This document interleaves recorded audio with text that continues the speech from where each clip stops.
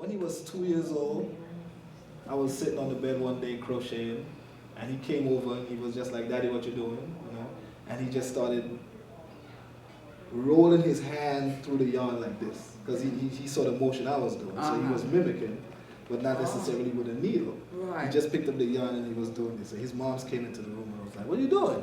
And he was like, "I'm crocheting." I'm crocheting. It's like, look at this mom's going in this motion, right? So, yeah, man, it's like all kids need to see is an example of what's going on. I mean, like you being your authentic self, doing what you're doing, all they need to see is an example. So whether you're doing things that are beneficial or detrimental, it's gonna rub off. That's interesting, because in the Shetland Isles, you know, they're known for such fast knitters, and children pretend to knit at 4. They're not given needles. They just do the hand motion. Exactly. And then by the time they get the needles, they're It's off like, and running. Yeah. Muscle memory, you know. Wow. So it's rubbing off. Yeah. Well, that, you know, leads me to wonder, like, how did it start for you? You know, when the love that your son's getting, you know, like when did that start for you? And let's talk a little about the culture of, you know, crocheting, Dominica, the family. Like, when did you start going from this? Right?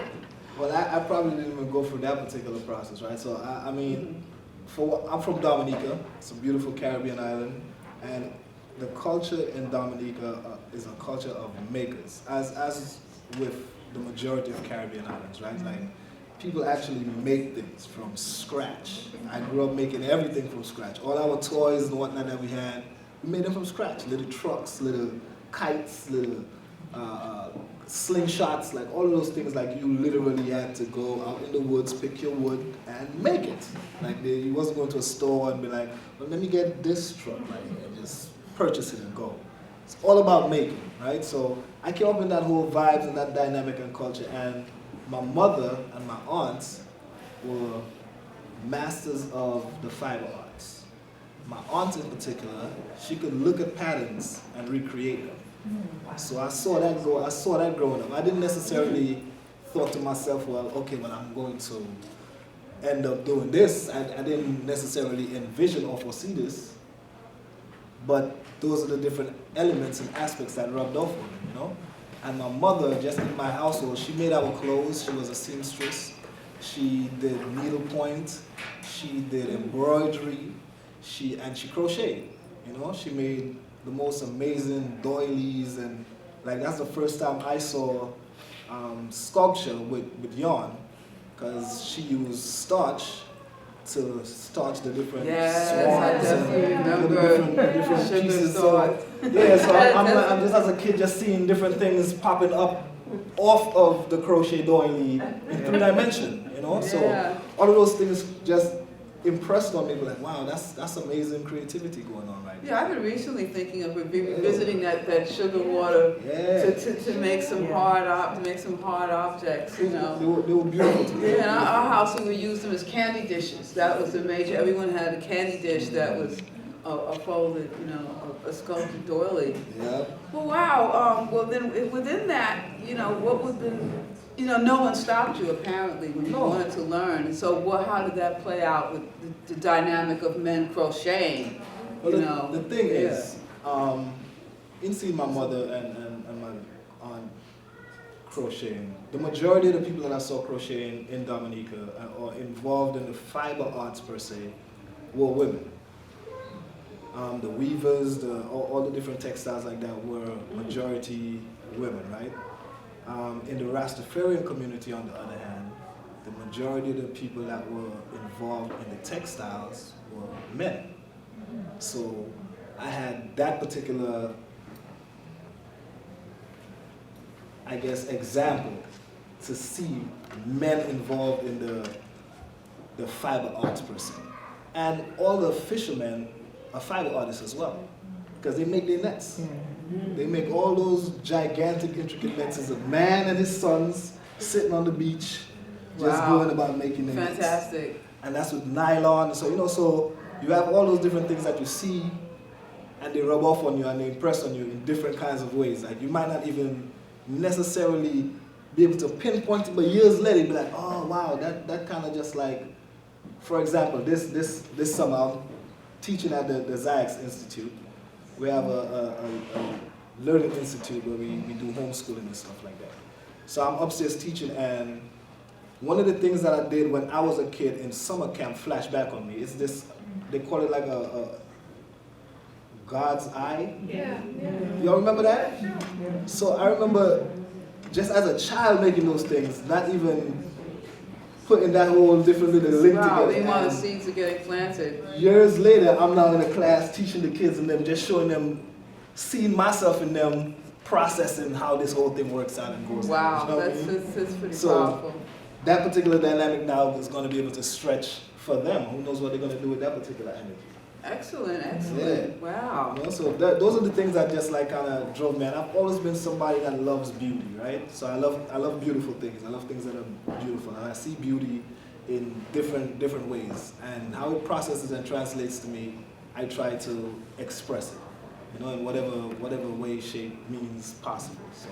Wow. Well, with those examples, you know, about how old were you when it led you to go from, you know, absorbing the energy to like creating? Was it like in your teenage years? So like, did you do other practice of the arts before?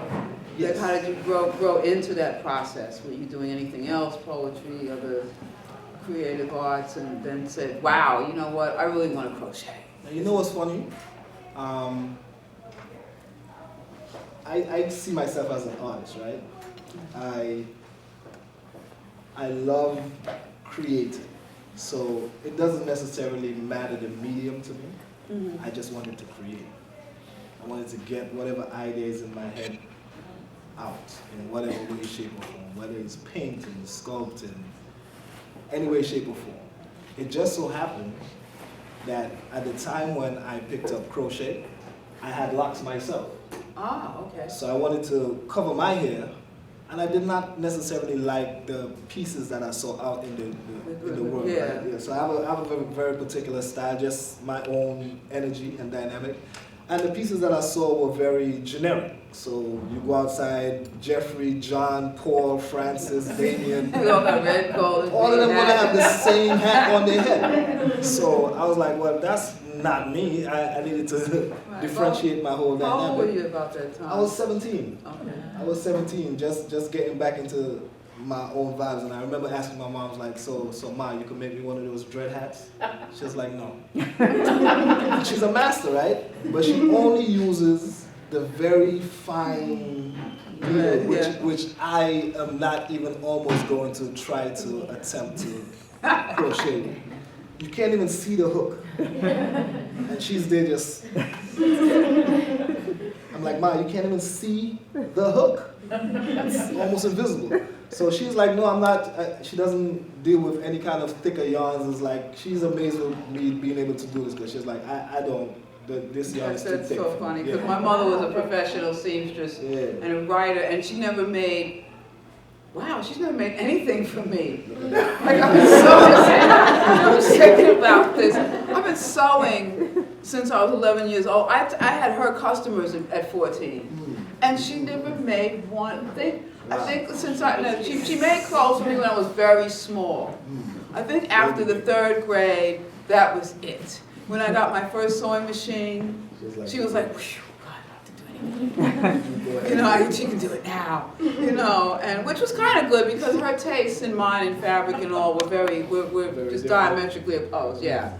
So, but to think about it, it spurred me to develop my own style as well, because I didn't want to look like the rest of the girls in the neighborhood, you know, because they all bought, you know, it was the thing to buy clothing, you know, making things then, you know, we elevate and relish makers now, but when I was growing up, it was about purchase power. You know, people who sewed and made things were considered poor. You know, if you had money, you spent it. But then you bought whatever was there, whereas when you know, I learned early, if you could create something, you know, all I needed was a sewing pattern, but the fabric choice, the thread choice, everything else was my own, yeah. So, you know, tell me further about what that was like as, you know, I remember ruffling through my mother's patterns. Something about the paper and the artwork, how it was laid out, intrigued me. So I never necessarily learned how to make sewing patterns, Right. but something about the cuts, how it was laid out, I incorporate that into when I'm making my jackets, and Wow. when I'm making my clothing and whatnot.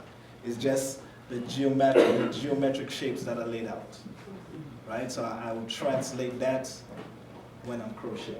Wow, and you started that early at 17. Yeah, You started just by looking at it. making Well, I your own didn't. patterns. I didn't. You started My with first your hand hats? was definitely rough.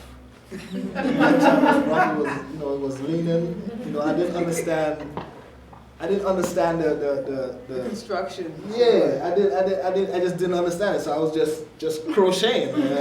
It's like, okay, this is going in a circle. Okay. I didn't understand increasing, decreasing, where to increase, where to decrease. And all those different things matter.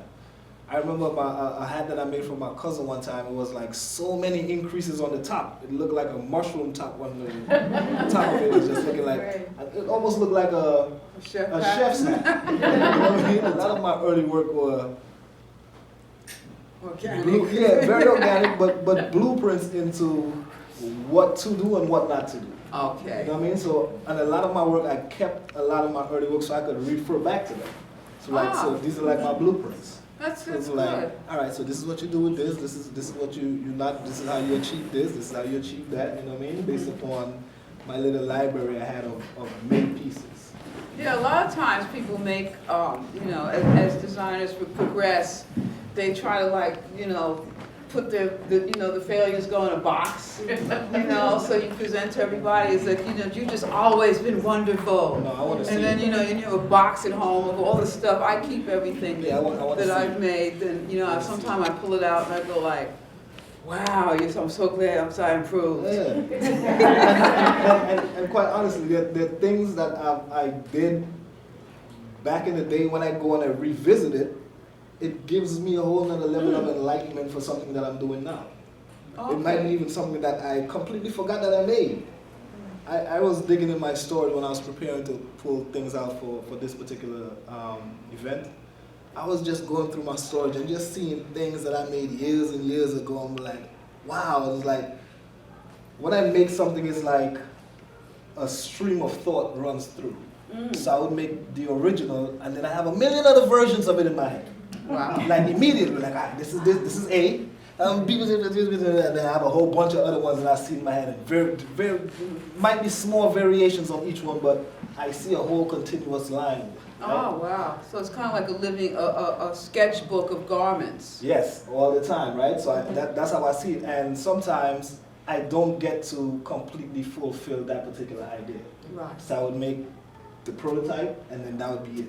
Okay. And then I move on to something else, whatever the case may be. But then when I go back and be like, wow, this here was supposed to have its own story, its own life going on here, its own, you know what I mean? In all kinds of different Wow, ways. what was the reaction, when you started crocheting to be that young? Because other folks started looking at you, and did you see early that you would have something going on? Like you make a couple of pieces and people are like, wow, you should sell that.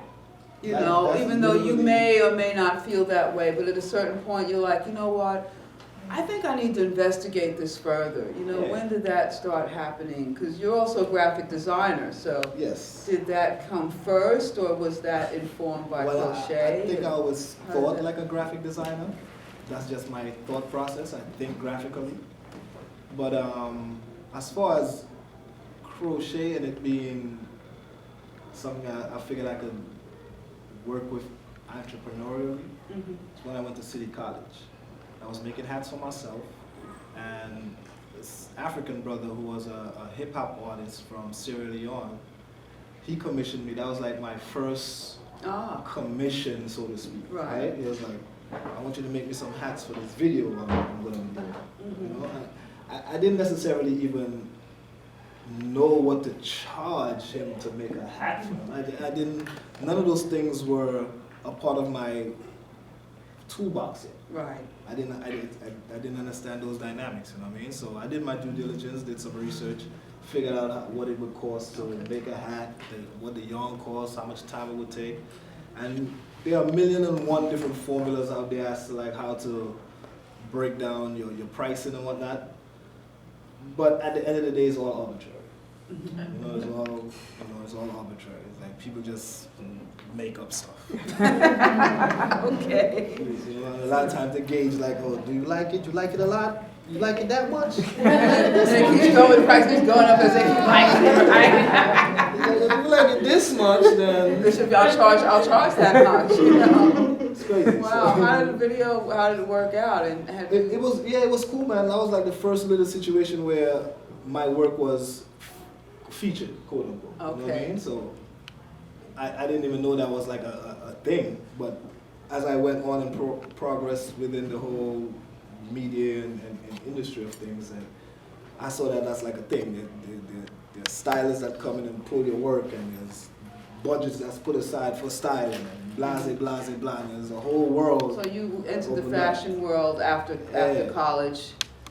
Well, it was right around 2000, right around 2000, 2001. Okay.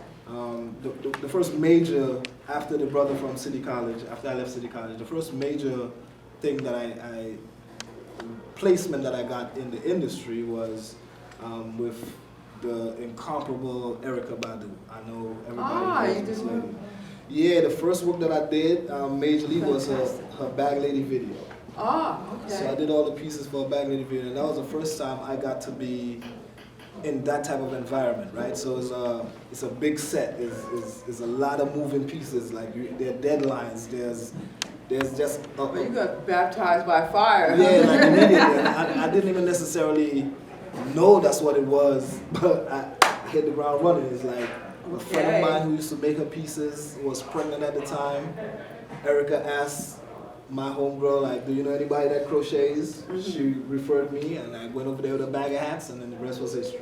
Wow. She pulled a bunch of things, and that was like a lot of my first looks, quote unquote, within the industry was with Erykah. Did magazine covers and all kinds of different videos and award shows and blah, blah, blah, blah, blah. She introduced me to like a bunch of her friends that were working in that particular arena at the time, like the whole neo soul movement, right? So I did work for Common and Music Soul Child. I used to wonder where all of her hats and boleros and crocheted work came from. That was on me at the time. That was like me working my fingers to the bone. And what time is it? 12:30? 2:30? AM probably, right? It's the wee hours of the morning. The wee hours, which is very good creative time. It's very still and quiet. You know what I mean? All the little creative guys be coming out the woodwork. So I'm not mad at that time, you know what I mean? But I'm hoping that was you've caught up on sleep since then. no. I haven't caught up on sleep since then. Okay. Yeah, it continues to go. I get my sleep, I get my rest, because that's important, you know what I mean? And I let my body tell me when to rest. Okay. You know, be like, yo, go sleep. My body must tell me to rest a lot because Yeah. looking around and finding like it was going listen. Yeah, you have to listen. It's like, especially those pieces in the back, those are like some of my early pieces that I made. Yes, tell me about the you, timeline. You can see a lot of single crochet work for all the people that stitch away, right? So single crochet, for the people who don't know, is a very dense pattern, and it takes forever and a day to do. It takes a long time, right? So anything that you see with single crochet, y'all just know that person put a lot of blood, sweat, and tears into the situation, you know?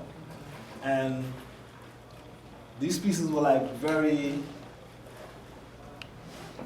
I mean, these were like my first full garments that I made. Like I was able to get an idea that I had in my head and was able to like bring it to life.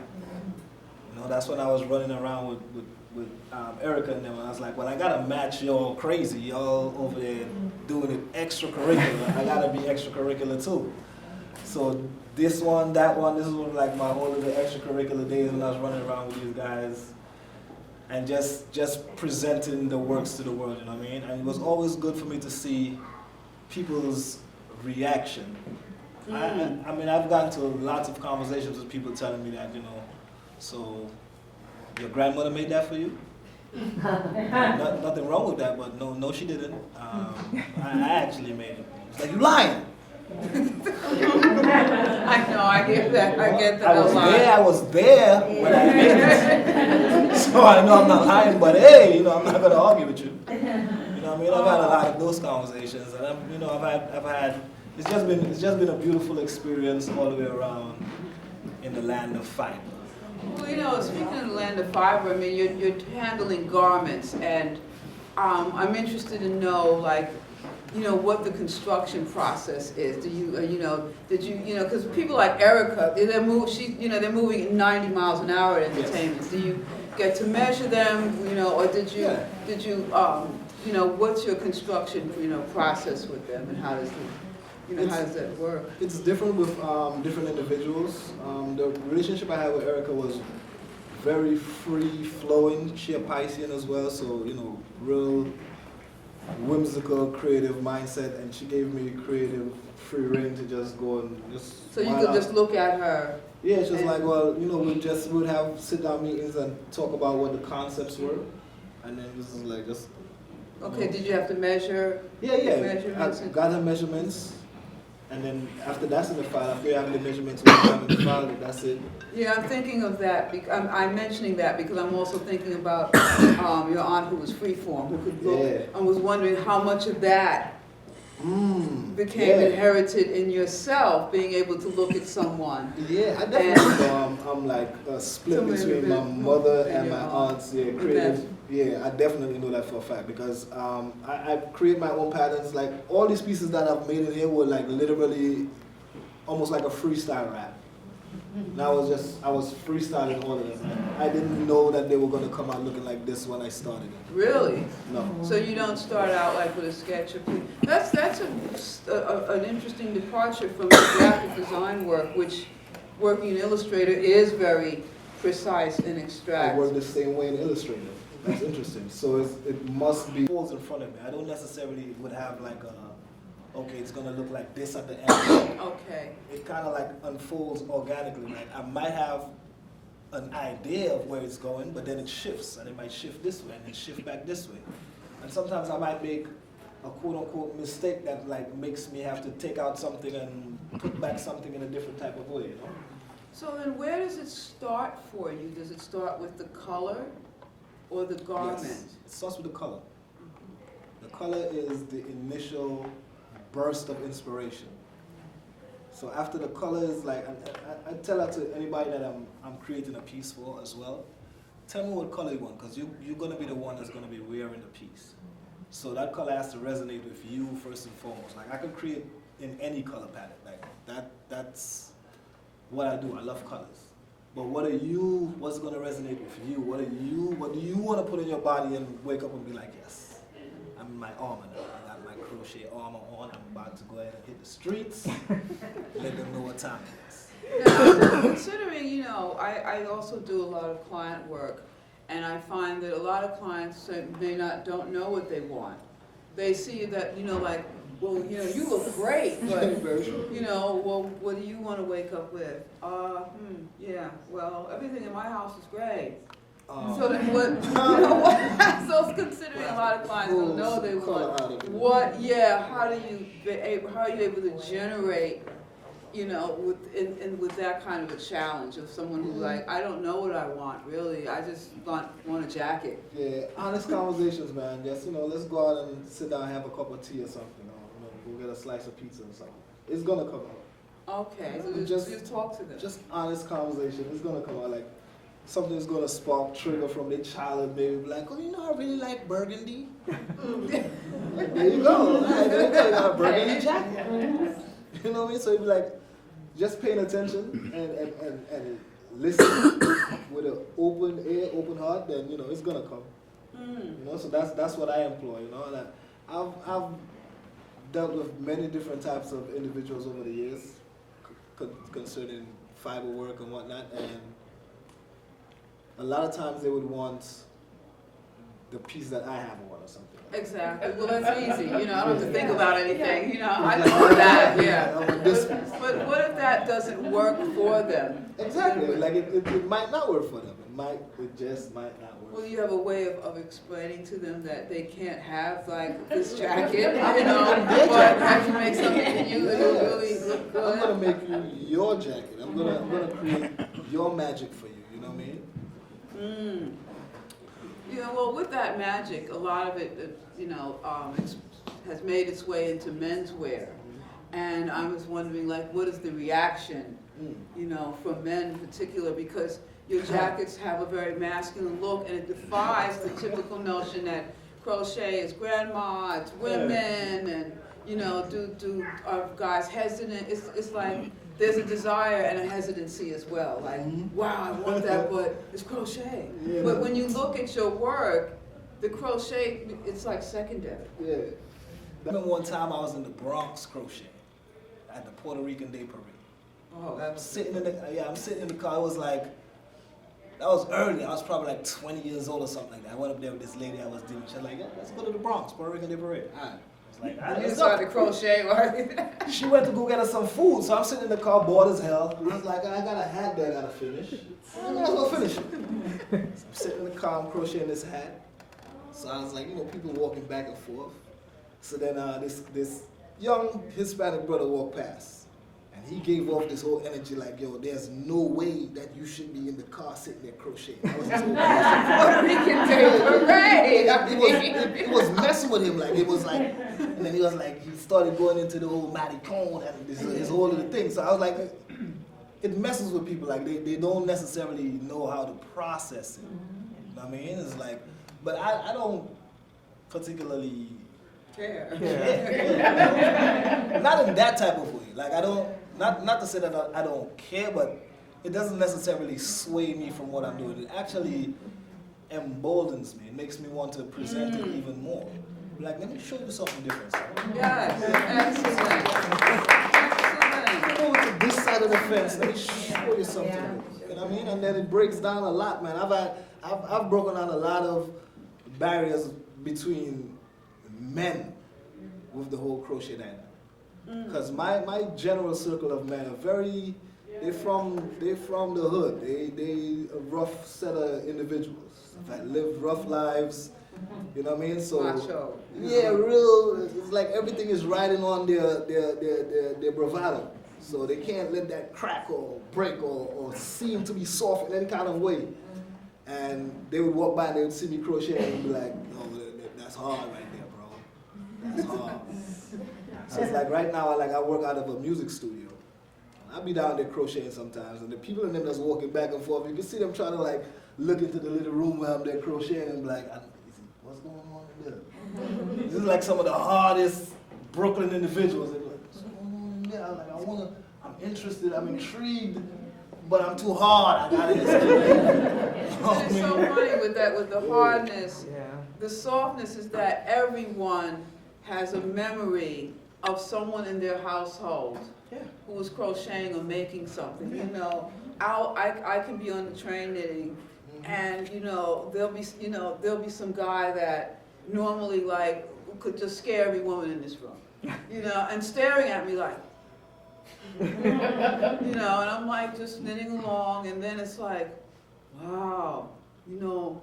My mom's used to do that. You know? And I'm like, so you make sweaters? Yes, and if you want one, ask your mom. You know what the next thing? No, I'm not going to do that for you.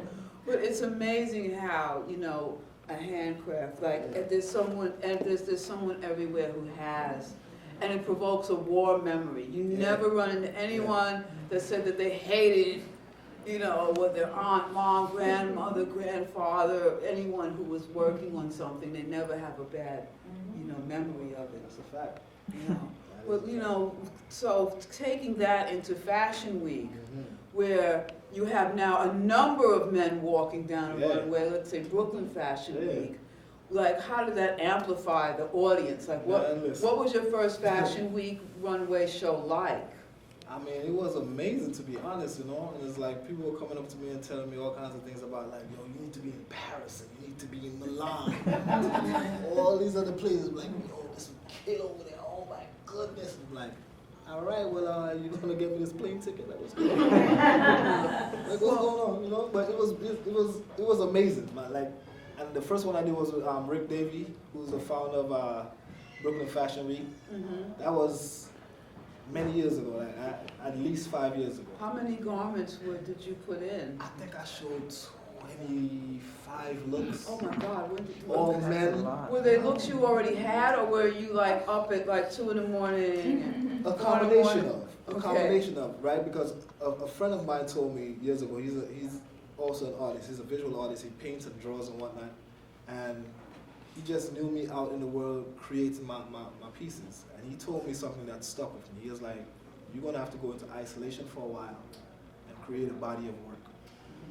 Oh, I and heard then that you'll be one. able to That go out struck into the terror in world. my heart. Yeah, you know, it was like, that resonated, that stayed Yes. with me because it only made sense. It only made sense. And when I made that step, that's when I was able to expand and branch out in a different kind of way. Now I could do fashion shows all over the place, this college, that college, out of state over here, out of state over there, because now I have a body of work. And what's good about your body of work is that it doesn't date. Right. Because That's one of the challenges in fashion is, and it's becoming an increasing challenge, is to stay on trend. What I enjoy about your work is that since you're not coming from this whole directive of on trend, you produce work that actually doesn't date. Exactly. Which That's definitely is just been, wonderful. That's been a conscious effort of mine. Mm. So, in all of my art endeavors or artistic expressions, I always aim to make pieces that are timeless, right? So you could put on a Bob Marley song right now and it's gonna resonate the same way like he did it 50, 20 years ago, however many years ago you made the music. Mm-hmm. That is always the energy that I've always wanted to present with anything that I do. In my artwork, my music, my poetry. I always wanted it to be a timeless piece, so you can hear it 50 years from now and it still hit you with the same impact. This blue piece right here, this white with the red, yellow, and green, those pieces are 20 years old. Wow. These pieces are 20 years old. Like when you said that, it just hit me, man. I had to just sit back for a second and be like, when did I make that? When you just said the whole time thing, I was like, wow, that was like 99. 2000. Wow. That's pretty amazing. I mean, but you know, when you're prolific, I mean, I make a lot of large-scale textiles, and I forget, you know, when people are like, oh, did you make the sweater you have on? I have to remember, you know, because I make so much, you make so much stuff. Oh yeah, I did You make kind of it. forget about it. Which leads me to the materials in your process, because the materials in your process, you know, once again, you know, we know that in the knitting and creative community, everybody also wants to keep up with the latest yarn and colors, and then, you know, there are the purists who want to deal with wool, like, I don't work in acrylic yarn, or I only work with cashmere, or I only do this, and I only do that. And they also, I guess, are the same people that make maybe like one garment every 2 years, you know, because if you're waiting for everything to be perfect, well, then it never comes. But you elevate the yarns that through your process of design, and I'd like to know more about that, considering there's this big discussion about purity in materials and using you know, acrylic yarn, and everyone's, you know, let's talk about the elevation of your materials and how you feel about those kind of comments. So now, material, I love recyclable materials, right? Now, my favorite weight of yarn to work with is sport weight. So, God bless your hands. yeah. So if you have any material in that weight, I am happy. I'm so happy. Any material across the board, but with that weight. That being said, the majority of the pieces that are in here right now are all made out of acrylic sport weight, right? I intentionally jumped into the acrylic bag because of the shade I was seeing out there in the world on that particular material. I was just trying to figure it out. Even before I was doing stuff on this level, I was just like, why they mad at the yarn? I didn't understand it. I was literally just trying to figure it out. The most neutral material on the planet Like, why you is mad at such this? an argument. So, you know, I never really got it, but I said to myself like, well, you know, I'm gonna create with this particular palette. And another thing that I like about acrylic, the colors are very rich. That's true. Have very rich colors. So just like a painter, I'm like, I wanted to paint with the richest set of colors I could get. And then when I want to get muted, then you know I could go get some muted colors. But initially, like acrylics, and the colors are popping. And then you throw it in the laundry after it gets dirty, and the colors come right back. Pop again. Yeah, and nothing much happens, unlike the number of sweaters I've shrunk. Yeah, you know what I mean? So, pillows. you know, acrylic just like, if you don't care for it, then you're gonna get a bunch of the little pill balls. You know? Yeah. You know what I mean? And I had a magical machine sister by the name of Victoria got me that was just the best pill ball remover I've ever had in my life. It was electric, you plug that bad boy in the wall, I was like, it's like a vacuum cleaner. Fantastic. And then I lost it, and I haven't found one that good ever since. Every other one I found has been like a cheapish, less powerful version. Yeah. I just wound up using a shaving razor because pills actually do not destroy the integrity of the fabric itself. It's just excess hairs that just pop up, and it's just an aesthetic problem. It's no reason to, you know, to get upset. Yep, it's just aesthetics. People be like, just aesthetics. That's literally it. Yeah. So about the business, is the majority of your clientele custom work? Majority. Or do you also do, you know, sell to shops or? Let's talk about what kind of business that you have. I used to sell to shops and do consignment work and cover small run orders with different boutiques, specialty boutiques. Were they items that the boutiques themselves would request? Yeah, I had a little catalog. Okay. I used to bring it around to the different boutiques and get certain things and then pick whatever they wanted, and then I would create for those boutiques. Okay. I haven't been in the boutique arena in a couple of years now. What was the challenge in terms of selling to boutiques? The same thing that you were talking about with the color palettes and the projection of this date by that date type of vibes, and that's not necessarily how I created. They were regimented in terms of their demands. And and I understood it was a good lesson to learn. Yes. So I appreciate it to the fullest, but it's not necessarily what I wanted to do with my artwork. So, you know, I kept a few things at certain places and then slowly dissolved those contracts. Which is interesting because a lot of folks think that, you know, success lies in, you know, being in every store in the city and yeah, they, you know, well, along with that though comes like, you know, the demands of the schedule. You know, there's a lot of folks who are budding designers that, you know, well, I want to be in this store, I want to be in that store, I want to be in this store, and they don't realize that there's a fashion season. Stores may have their own season that doesn't coexist, and also it doesn't mean you're going to get rich because of the way store shops pay, you know. Exactly. The consignment game is pretty interesting. Yeah, that requires, well, the consignment thing is interesting because for a lot of stores that don't want to really buy, you know, or don't have the money to buy, you know, I used to do consignment when I felt I want to test out a few things, but then if it's sold out, then, you know, the option is for you to purchase it. And if you didn't want to purchase it, then, you know, I have to move on. And people feel that you can't really make money doing, you know, custom work, but now we're actually in a climate where everything is bespoke. The same, you know, the same stores that would refuse to deal with you if you were doing custom, now everything is build a sweater, build this, build that, you know, bespoke work. So it must be shining for you pretty much right now, about now, when everyone wants custom work. It's the cycle, man. It's the cycle. It's like you just gotta like understand cycles of life. You know what I mean? And don't. If at any given time you want to go ahead and take advantage of whatever the scenario is, then, you know, go for it. But at the end of the day, just be true to yourself. Just be true to yourself. If that's what you want to do, you can go ahead and knock yourself out. I ain't mad at you. You know? Well, when you're designing, one of the things I want to particularly ask about is, you know, since most people stop at crochet, you take it further by adding metal, leather, you know, you embellish, but you embellish in a way that it doesn't look corny. Yeah. You know, some folks, you know, want to throw, you know, just the kitchen sink all over everything, and then, you know, you wind up with something that, you know, used to resemble a garment. Right. And you don't know what it is anymore, but you know, with all the exuberant coloring and the materials, it still looks very, very controlled. There's a few pieces, the one in the corner here with the leather and the zippers, that I just think is fantastic. And so when did you decide that, you know, it wasn't enough just to use color?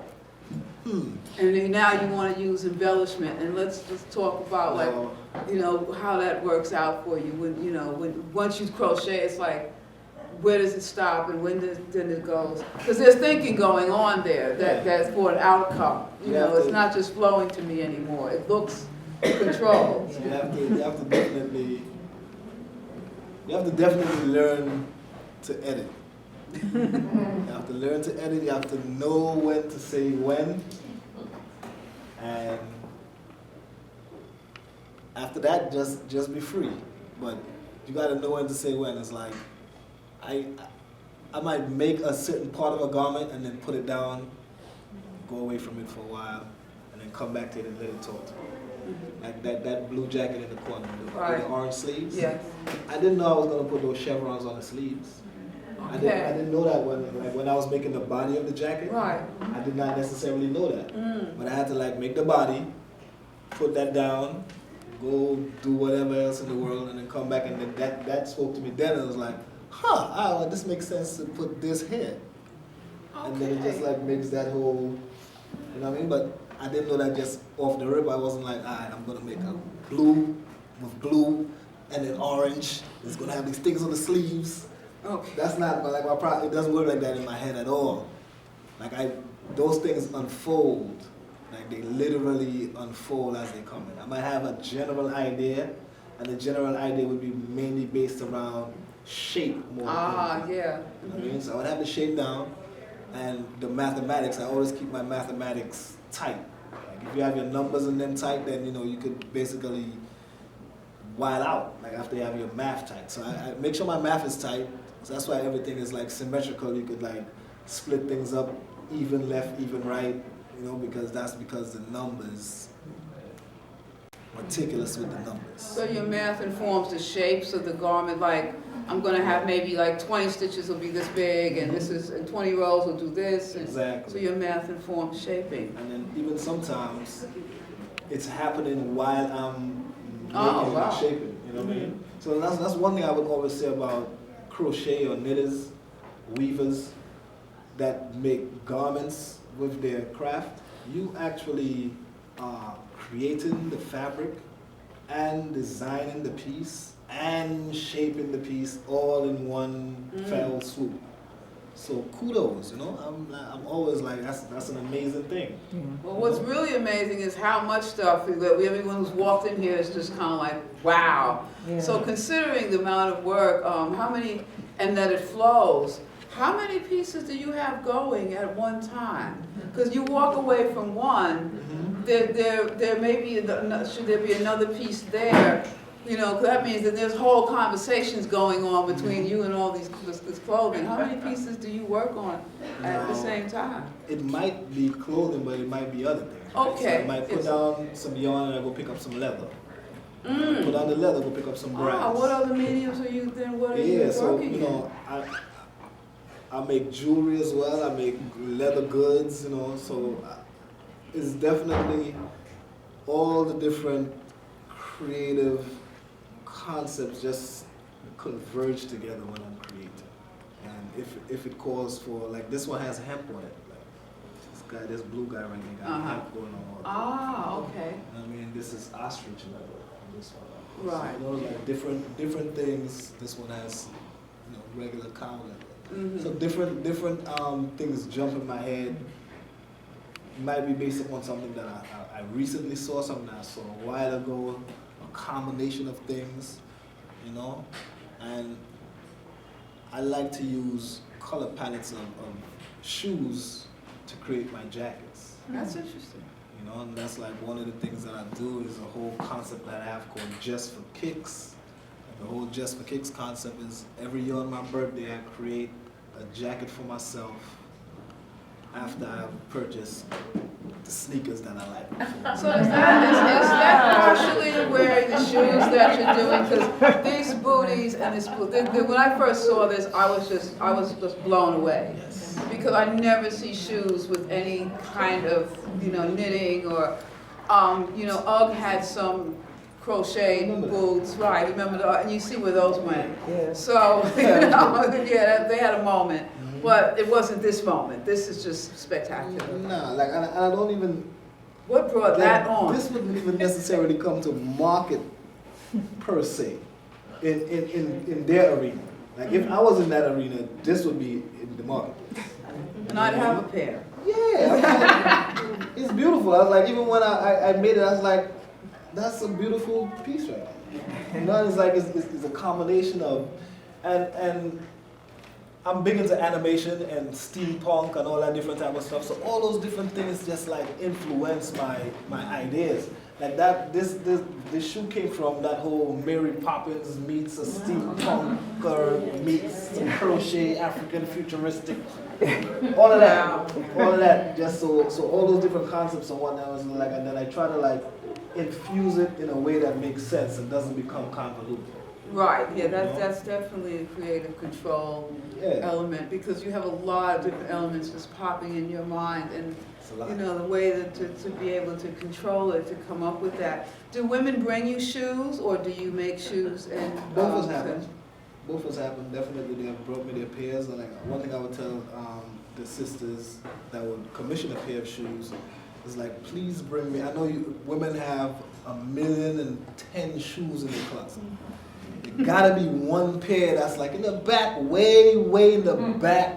That's comfortable, but you ain't using it no more. You know what I mean? So you can pull it out when we turn it into something like this, and then give it a whole another 20 years of life.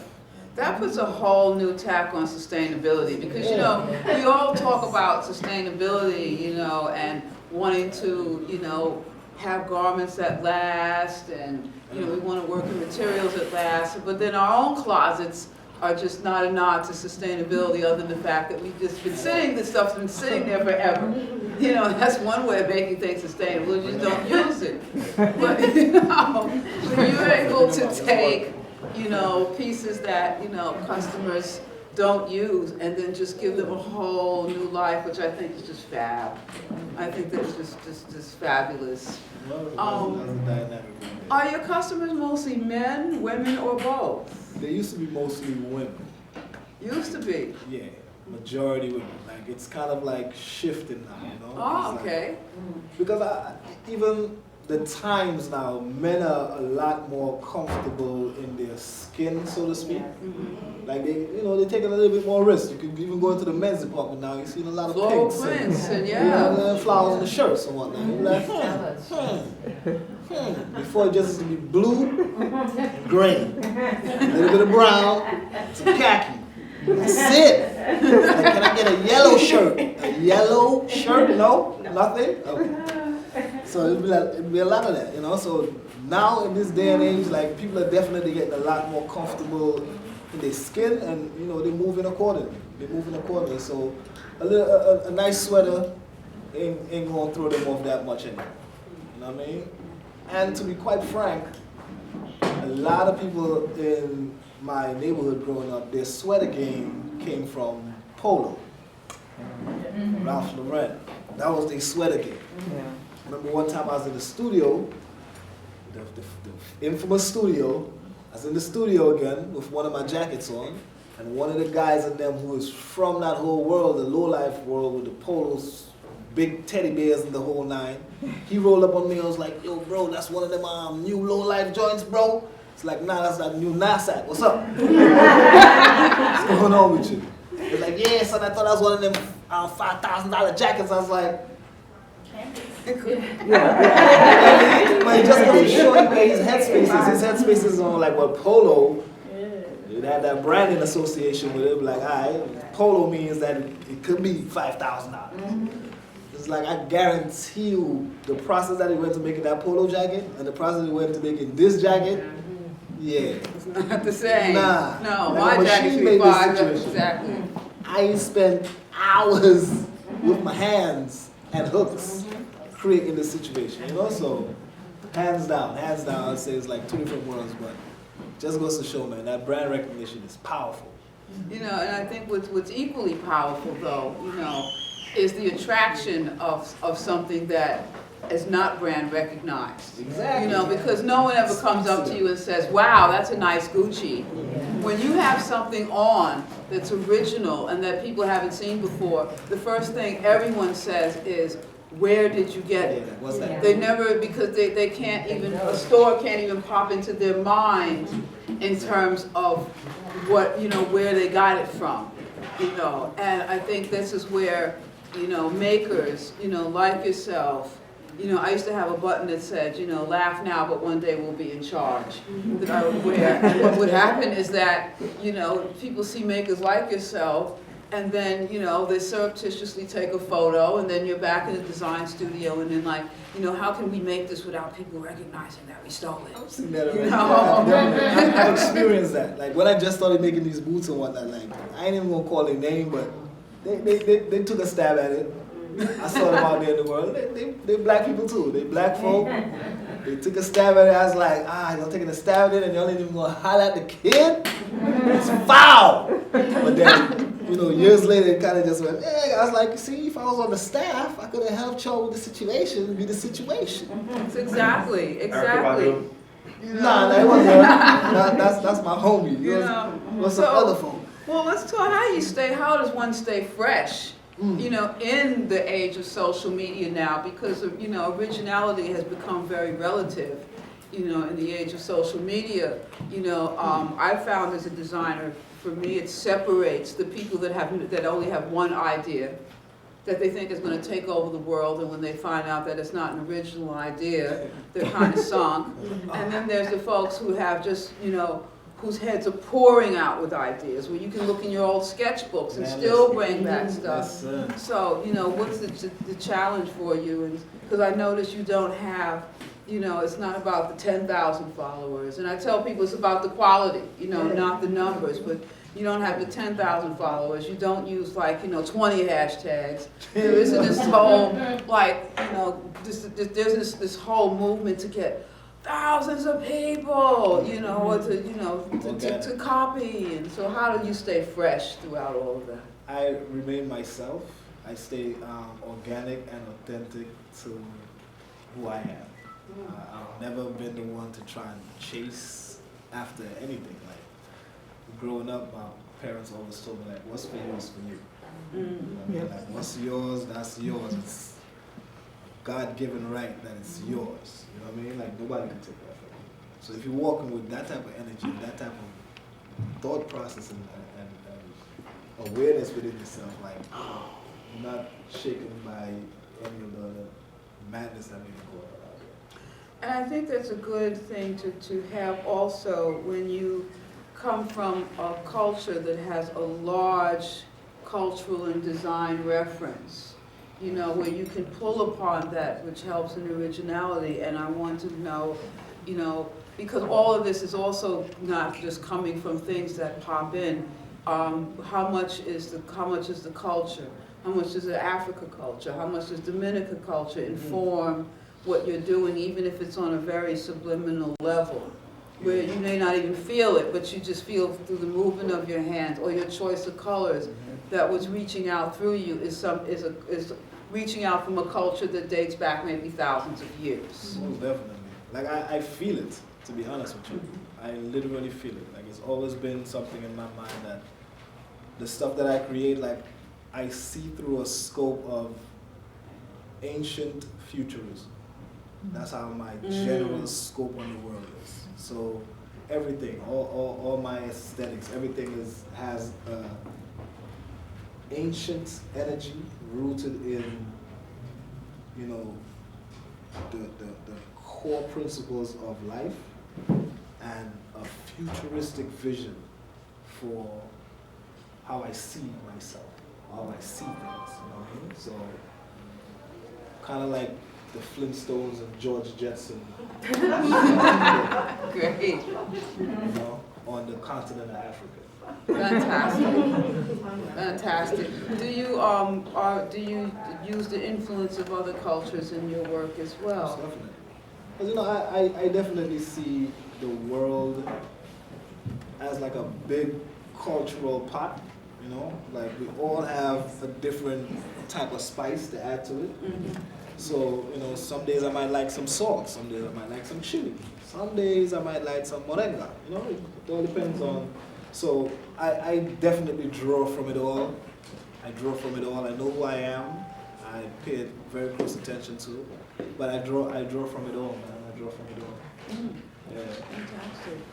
So what do you, in terms of the future, what do you see happening in terms of your work, and what kind of directions would you like to go in now with it, and where do you want to take, where do you want to take your work?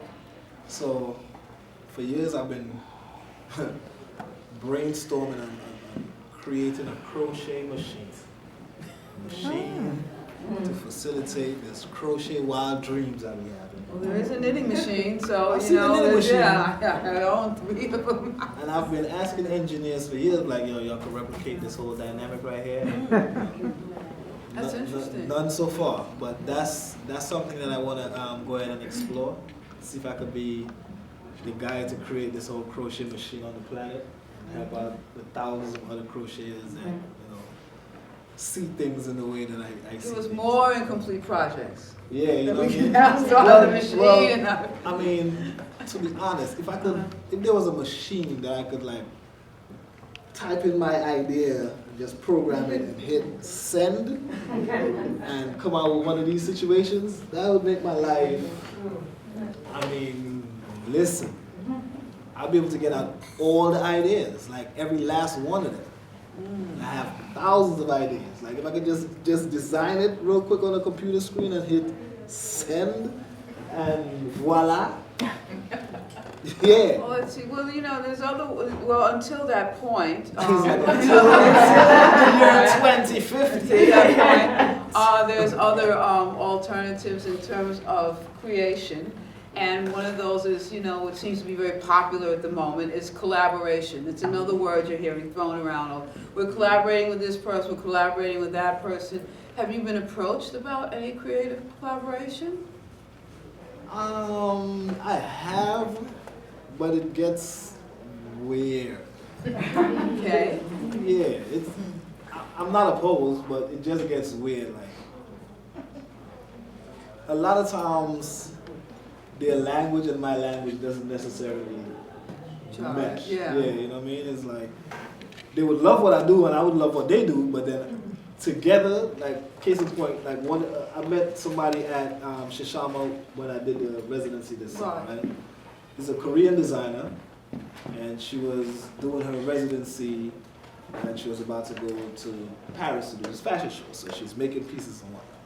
And she wanted to try in some way, shape, or form, because she just loved my work, to incorporate what I do into her designs and try to have like a collaborative situation to put out into the world. On paper it seemed fantastic. Mm-hmm. It seemed like a great thing to do. But in the actual reality of working the pieces and then trying to fuse the 2 different languages together, right. It didn't necessarily, it wasn't communicating right.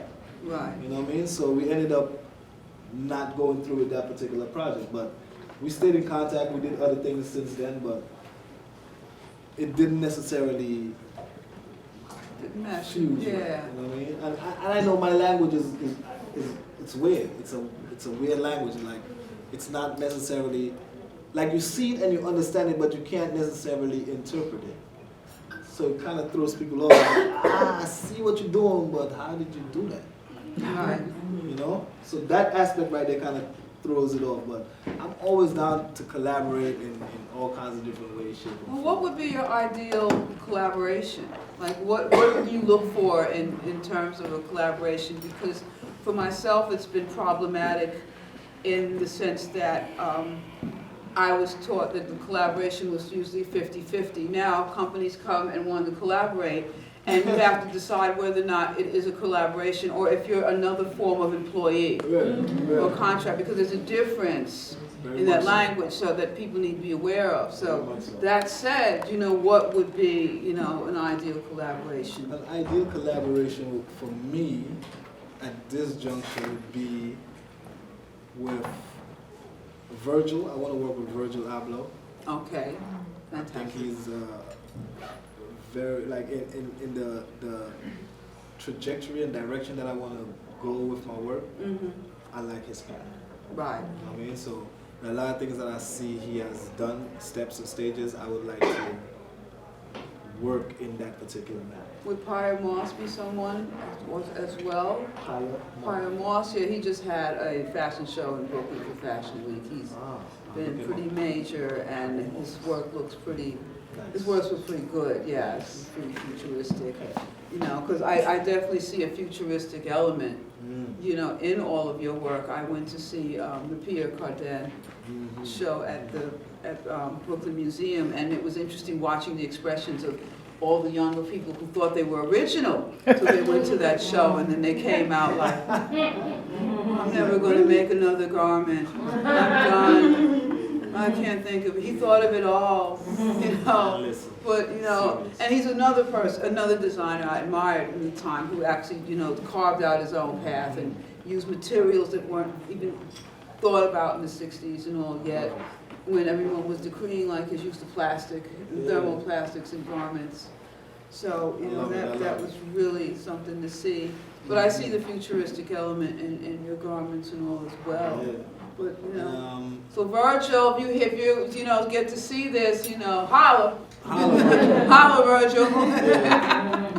Looking to collaborate. Yeah, man. So definitely, that brother, I like what he's doing. For years, like, my brothers have been telling me, like, I need to collaborate with Kanye. That's like, you and Kanye would do some.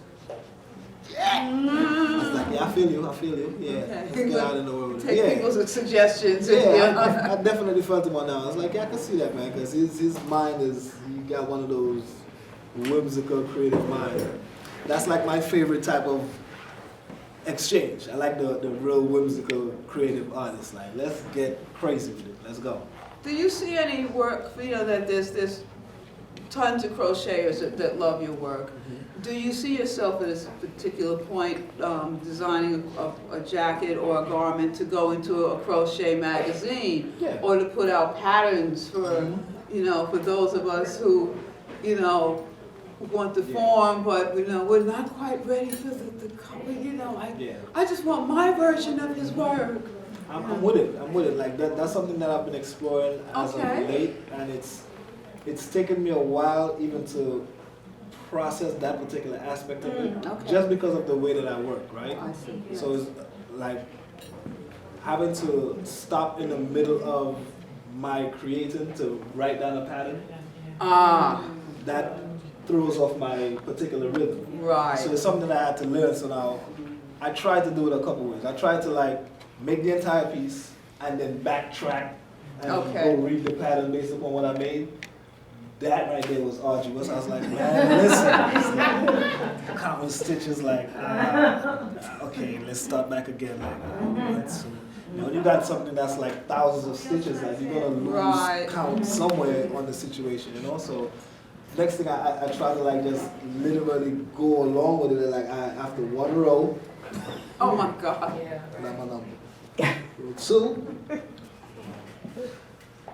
That just doesn't work for my creative process. Okay. So for years, I've had to, like, battle with that particular pattern. People be like, yo, Nas, I asked you for this pattern like 17 years ago. I'm like, that's not even my fault, my brother. Like, I would love to give you this pattern, but just mentally, it's not even, I could make the jacket, like, with my eyes closed.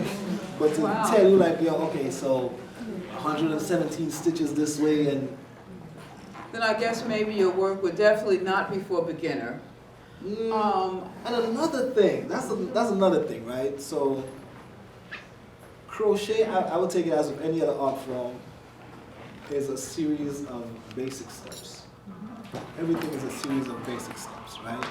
You start, all these gigantic pieces that you see out there, all has started with one stitch. Start with your chain stitch, and then you keep working, you keep building, you keep building. So it's nothing magical. The magic comes from the creativity. But the actual locomotion of creating the pieces is real rudimentary. We just going through motions, going through motions, going through motions. So anytime when I'm doing classes or anything of the sort, I always stress the basics of the technique. You learn the basics of the technique, then you could create any of these things, right? So it's not, I wouldn't say it's difficult. Maybe the advanced step may come from just understanding how it all goes together, but there's nothing difficult about the pieces. I'm thinking then in terms of patterning, it may be an idea to just give people the stitches you used and the shape. Like the sleeves did this, the front did that, and then they can just have a guide as opposed to that row by row set of instructions. They could maybe get a guide. It may not come out exactly like what you're having, but they'll get a close enough version that they, can utilize. But I'm definitely going to create a pattern for a basic jacket, so it'll be the shapes, and then you can use that as your template to splash it in the color. Yeah, because crochet, as opposed to knitting and other mediums, crochet is one of the is a medium that you can work that kind of free form. You can follow a drawn template and crochet to the shape and follow it in a way that's I mean, I look at crochet directions and sometimes my eyes just cross, Whereas if I look at the piece, it's easy for me to figure out the piece. Yeah, definitely. I am thirsty to get to the motherland. Like I can feel it. Like the underbelly people, like their work speaks to me. You know what I mean? Very much so. The Omo tribe, their work speaks to me big time. Like the Northern Sudan, like all the different cultures that have very vibrant colors and a lot of geometrical shapes and patterns, like their work speaks to me loudly. So anytime I see them, I'm like, wow. And those things, obviously get downloaded. And then this happens. Yeah. Anyone else? Well, I have a quick question. Yes. One last question. How have you, we talked about men seeing you crochet and hardness and all. It hasn't stopped you. I wonder out loud, how many young men have you influenced to crochet, either through your teaching, at the studio, or people seeing you? How many guys now are like started, or even younger men and boys who are saying like, wow, I could do that. Yeah, and even the words coming out of their mouth. They can say the word crochet. Say crochet. No qualms without it feeling like it just wasn't even a part of their vocabulary. They might not even have had a stigma on it. It just wasn't even in their vocabulary to say crochet. It's just like it rolls off the tongue funny. It was like, but they see the work and one thing I would say, they see the work that I do. They see the finished product, and the finished product is what speaks to them. Because I'm of the hip hop generation, hip hop culture, reggae, raga, island roots culture. So those things inform my style. So that be the style, and then this be the medium to translate the style. So then they see that and they be like, okay, I get you, I got you. And it's like a big testing ground was definitely East New York and Brownsville. There's a different edge over there with the young men. They mentally, it's a different dynamic going on over there, So being able to break through whatever little fake facade that might be set up and see them have a genuine interest in the work. And then the math is going to get them too, because once they see the math, they swear they're little hustlers, so they're all about the numbers. They're all about, much is it? Like, 15, yeah, all right, I got you. 28, yeah, I got you. 16, yeah, I got you. So they're about their math. They spit that bad boy out with the quickness. So it ain't gonna be nothing for them. And it's like one of the hardest young men, like one of the young men in our program that is, he definitely, he's been going through some stuff to say the least, you know what I mean? So he has real edge on him, real edge, young man, 16 years old. But when I showed him to do the God's Eye, he came back with the best one in the class. Out of all the other people in the class, he's the one that took his time and meticulously wrapped that bad boy to the T. It took him away from whatever. You feel me? I was like, you see what I'm saying? So there are like a lot of jewels of magic that our kids have, but it might not be exposed if they don't have an example. So I'll the example. That, you know what I mean? Okay. With that, you know.